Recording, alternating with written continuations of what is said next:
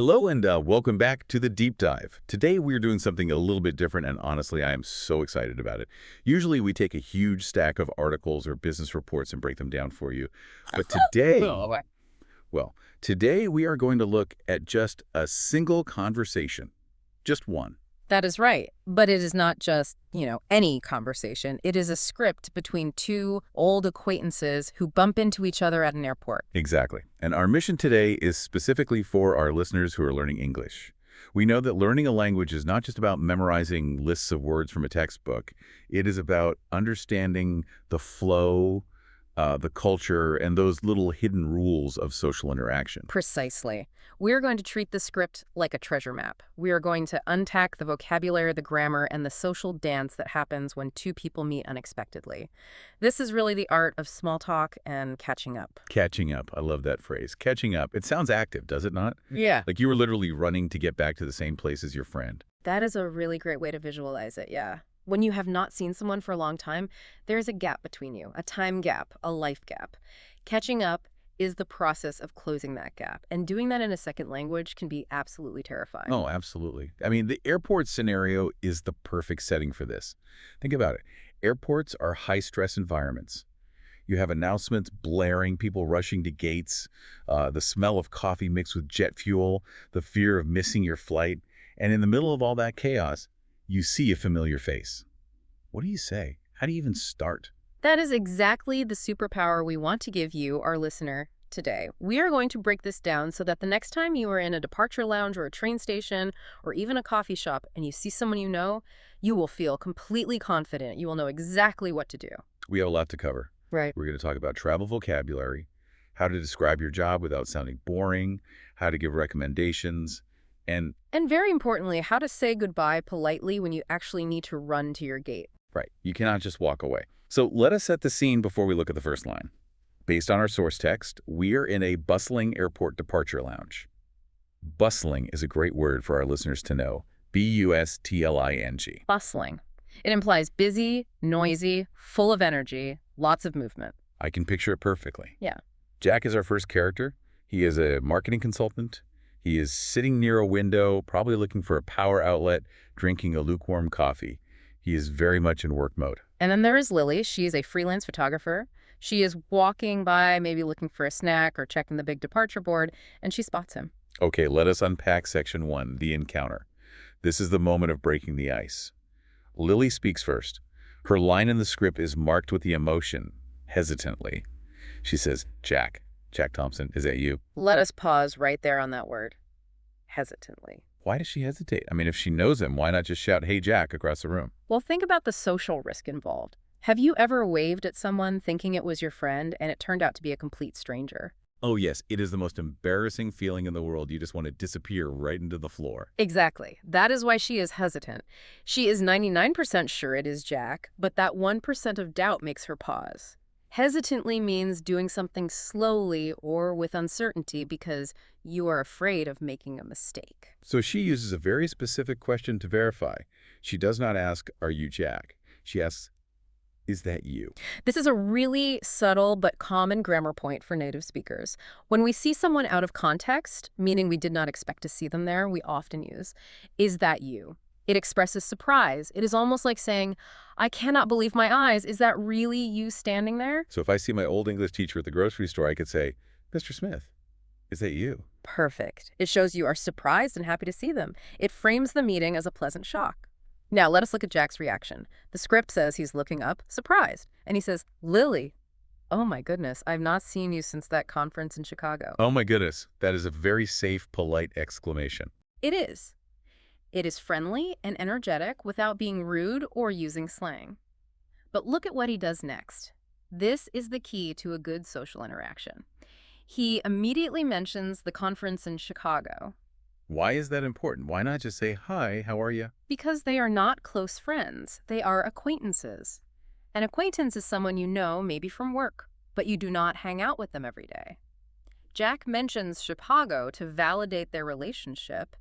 He is saying, I remember you. I remember where we met. You are not a stranger. That is a great tip for you listening right now. If you see someone you have not seen in a while, try to mention the last place you met.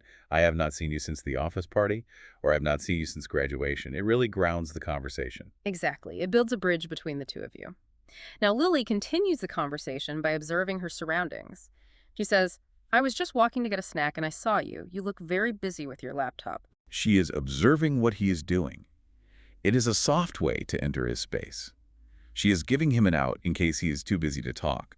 But Jack laughs and says, yes, I am just checking some last-minute emails. Last minute. This is a hyphenated adjective that we use all the time in English. What does it really mean, though? Does it mean he literally has 1 minute left on a timer? Not literally, no. Last minute refers to something done right before a deadline or right before an event starts. If your flight leaves at 2 in the afternoon and you are packing your bag at 1 o'clock, that is last-minute packing. I am the king of last-minute packing. I always forget my toothbrush. You and me both. In a business context, last-minute emails usually implies, I'm trying to finish my work quickly so I can finally relax. It shows he is diligent, but maybe a little bit stressed. So they have broken the ice. They have established who they are and where they know each other from. Now we move into section 2, the logistics. This is the time and destination phase. In an airport, this is mandatory. You cannot have an airport conversation without asking, where are you going and when do you fly? It sets the boundaries for the chat. Jack invites her to sit down. He's being polite.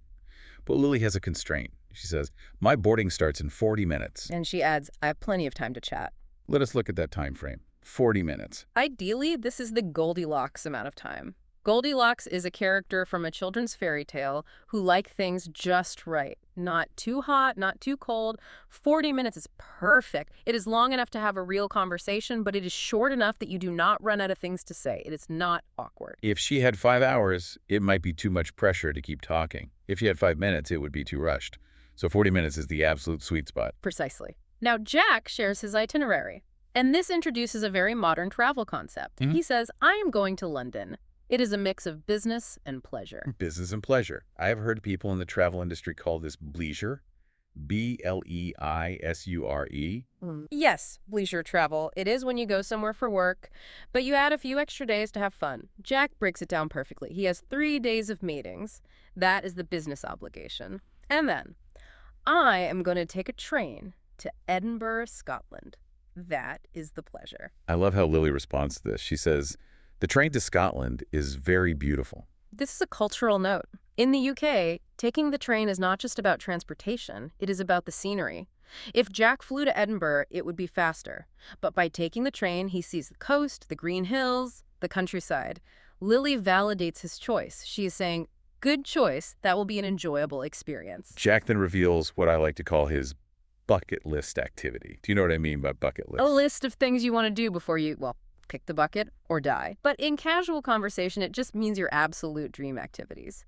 Jack says he wants to hike up a famous hill called Arthur's Seat. Arthur's Seat. That sounds majestic, like something from a storybook or a movie. It really does. It is actually an ancient, extinct volcano right in the middle of Edinburgh. The fact that Jack wants to do this tells us something very important about his personality. He's not just a suit-wearing consultant who only likes spreadsheets. He likes old streets and hiking. He appreciates history and nature. This makes him a lot more interesting to Lily. If he just said, I'm going to sit in a hotel room and order room service, the conversation might just die right there. Yeah. But hiking, that opens the door. And that door leads us directly to Section 3, Lily's adventure. Jack shifts the spotlight to her. He plays detective here, Sherlock Holmes style.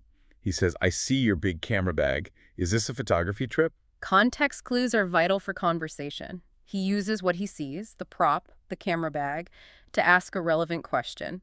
He remembers she is a creative person. And Lily drops the big news. She is going to Reykjavik, Iceland. Jack's reaction is classic. Wow, Iceland, everyone wants to go there. Is that true? Is Iceland really that popular right now? In the world of travel, yes, absolutely. It is what we call a trending destination. 10 years ago, maybe not so much. But now, thanks to social media and beautiful photos online, it is very popular. Jack acknowledges this.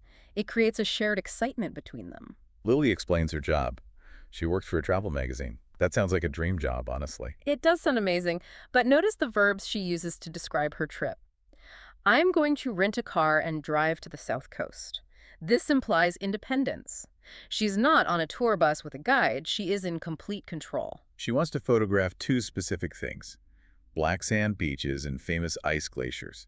Let us help our learners with those terms because they're a bit specialized. Sure. A glacier. Glacier. A glacier is a huge mass of ice that moves very slowly over land. It is like a frozen river that is thousands of years old. And black sand. Usually sand on a beach is yellow or white. But in volcanic places like Iceland, the sand is black because it comes from crushed lava rock. It sounds incredibly dramatic visually. No wonder she's a photographer going there. Jack asks a very practical question next. Are you traveling with a team? And Lily says, no, I am traveling solo. Solo. S-O-L-O. This is a key vocabulary word for travel. It simply means alone. But solo sounds much more adventurous and positive than just saying, I am alone. Right, because being alone can sound lonely or sad. He sat alone in the dark. That sounds depressing. But traveling solo sounds brave and independent. It is a choice. Exactly. Lily explains her philosophy about this. She says, I can stop whenever I see something beautiful. I love that. Total freedom. If she was with a large group or a tour, she would have to follow a strict schedule. Jack validates this too. He says, it is easier to be creative when you are alone. This is a really interesting moment of connection in the script. Jack is a corporate guy, usually surrounded by people in meetings. Lily is a freelancer, traveling solo. They are opposites in their daily lives, but they respect each other's style. And that respect is crucial for small talk. Jack does not say, oh, it's not that dangerous, or you really should go with a group. He supports her choice completely. Now, I want to ask you, our listener, to think about this for a second. Which style are you? Are you like Jack, with your meetings and scheduled train rides? Or are you like Lily, renting a car and stopping whenever you see something beautiful? It is a great question to ask yourself. In English, being able to explain how you like to travel is a fantastic conversation starter. You can say, I am a solo traveler, or I prefer planned itineraries. Let us move to section 4, the highlight reel. Jack asks her what the most important place is on her trip. Lily talks about Diamond Beach. Now listen closely to the imagery she uses here. She does not just say, it is pretty. She says, there are pieces of ice on the black sand that look like real diamonds. That is a simile, using the words look like. Yes. For our learners, using looks like is a very powerful way to describe things. If you do not know the exact, difficult adjective to describe something, simply compare it to something common. It looks like diamonds. Everyone in the world understands that. It paints a vivid picture in Jack's mind. And then she mentions the Northern Lights. The Aurora Borealis. But she adds a very important qualifier. She says, if I am lucky. Why luck? Why does she need luck? Because the Northern Lights are a natural phenomenon. You need clear skies, solar activity, and total darkness. You cannot just book an appointment with the Northern Lights. They show up when they want to. So saying, if I am lucky, shows she is realistic. She hopes for it, but she knows it might not happen. Now, this naturally leads into section 5, the exchange of expertise. This is where the conversation shifts from just catching up to actually being helpful to each other.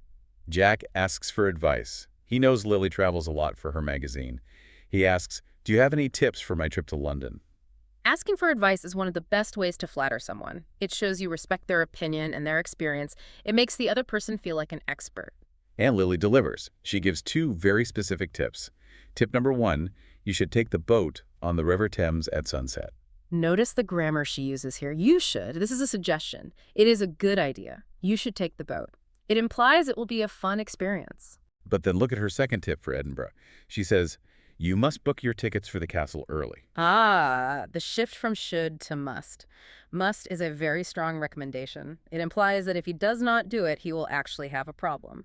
She adds, it is always very crowded. So should is for enjoyment, like taking the boat, and must is for avoiding trouble, like booking the tickets so they do not sell out. Exactly. If you are giving advice to a friend in English, use should for fun things and must for essential things. You must try the pizza, means the pizza is incredibly good. Do not miss it. You must bring a heavy coat, means it is very cold and you will suffer without it. Jack thanks her, and this is important, reciprocity. The conversation is a two-way street. He shared his plans, she shared hers, he asked for advice, she gave it. It feels balanced and equal. It really does. And now they move to a slightly lighter topic in section 6, travel habits. This is the how to survive the journey discussion. Jack asks, how do you spend your time on long flights? This is a classic filler question. If the conversation gets too deep or heavy, you switch to something practical and easy to answer. Lily has a strategy. She uses noise-canceling headphones. Noise canceling, that is a great compound adjective. It means the headphones actively block out the sound of the airplane engine and the crying babies in the back row. Essential survival gear for any flight. And she listens to podcasts. Like us. Hopefully exactly like us. She says they help her relax and sleep. Jack is different. He watches movies. Specifically, a new sci-fi movie. Sci-fi stands for science fiction, aliens, spaceships, future technology. It characterizes Jack again. He likes technology and imagination. Then we get a little moment of humor between them. Lily asks, do you fly in a fancy seat? She is teasing him a little bit here. Because he is a successful business consultant, she assumes he might be flying in business class or first class. Fancy is a fun, informal word for expensive or high quality. F-A-N-C-Y. Jack laughs and says, no, just a normal seat today. This shows humility. He's not bragging, just a normal seat. It makes him relatable. The dynamic here is very warm. They are comfortable enough to joke about status and money lightly without it being awkward. And sadly, all good conversations must come to an end. We are in section 7, the departure. Lily is the one who initiates the end. She checks her watch, a physical action to signal a change, and she says, "Oh, I should go now. My gate is quite far from here." This is the polite way to escape a conversation. Yeah. You never just say bye and walk away. You need to give a reason. My gate is far is a valid, unarguable reason. Jack accepts it immediately. He does not try to keep her or delay her. He says, "It was so nice to see you, Lily. It made my waiting time much better." That is such a nice thing to say. It made my waiting time much better. It tells Lily that she was not an interruption to his work. She was a gift. Lily agrees and says, "Let us stay in touch." Stay in touch. Does that mean they will actually call each other every single day? Probably not. It is a polite sentiment, but she makes it specific. She says, "Send me some photos of Scotland." This gives Jack a specific reason to contact her later. It opens the door for a future email or a text message. And finally, the magic words. Safe travels. Safe travels. Write this down, listeners. If you are at an airport, a train station, or even a bus stop, safe travels is the perfect goodbye. It is warm, caring, and context appropriate. It is much, much better than just saying goodbye or see you later. Lily says it, Jack says it back. They wave and they separate. Lily goes to her adventure in Iceland, and Jack goes to his meetings in London. And Jack goes back to his laptop with a smile. The encounter was a complete success. So we have walked through the whole script. It felt almost like a movie scene, did it not? It really did, and it proves that a conversation is structured. It has a beginning, which is the surprise, a middle discussing logistics, passions, and advice, and an end, the polite exit. Let us do a rapid recap of the golden words we found in this deep dive. Words that you, our listener, can put in your pocket and use today. Okay, here is the list. First, hesitantly. Doing something slowly because you are unsure. Hesitantly. Got it. What is next? Second, solo. Traveling alone, but in a brave, positive way. Solo. Third word. Glaciers. Huge rivers of ancient ice. Glaciers. Number 4. Boarding. The actual act of getting onto the plane. Boarding. Number 5. Fancy. Expensive or high class. Fancy.